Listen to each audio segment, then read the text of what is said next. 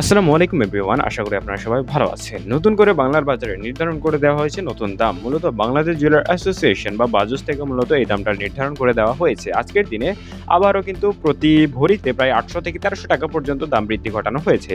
১৮ ক্যারেটের ক্ষেত্রে ৮০০ টাকা, এমনকি ২১ ক্যারেটের ক্ষেত্রে ৯০০ টাকা এবং ২২ ক্যারেটের ক্ষেত্রে প্রায় ১৩০০ টাকার মতো দাম বৃদ্ধি করা হয়েছে নতুন করে।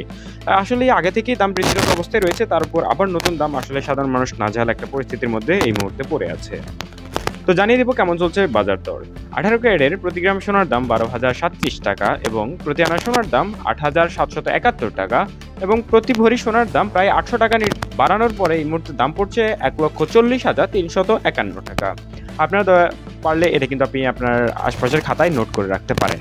পরবর্তী ক্ষেত্রে ২১ ক্যারেটের আপডেট। ২১ ক্যারেটের প্রতি গ্রাম সোনার দাম বর্তমানে পড়ছে ১৪,০৪৩ টাকা এবং প্রতি আনা সোনার দাম ১০,২৩৩ টাকা এবং প্রতি ভরি সোনাতে পড়ছে এই মুহূর্তে প্রায় ৯০০ টাকা দাম বৃদ্ধি করানো হয়েছে এবং এই মুহূর্তে দাম পড়ছে ১,৬৩,৭৪১ টাকা।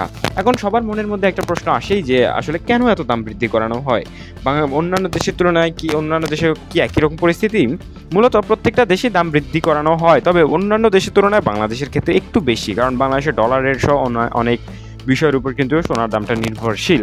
যেমন কি সৌদি আরবে বাংলাদেশের তুলনায় প্রায় ৩০ থেকে ৩৫ হাজার টাকা কম দামে সোনা বিক্রি হচ্ছে, তবে সেই দেশেও কিন্তু দাম বৃদ্ধি পাচ্ছে, পেলেও বাংলাদেশের মতো এত নয়।